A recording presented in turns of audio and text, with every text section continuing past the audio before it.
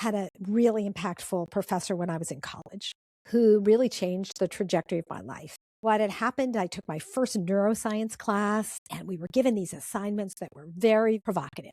And at the end of the assignment, when I got it back, he said, Tina, A+, you think like a scientist. Wow. It was as if every cell in my body shifted because he had told me, like, I think like a scientist. I now define myself as a scientist, and I went on to get my PhD in neuroscience. And then 20 years later, I was teaching my first classes at Stanford, and I wrote him a thank you note. I didn't hear back. I didn't know if he even got the letter. Flash forward 20 years. I got an email from his granddaughter.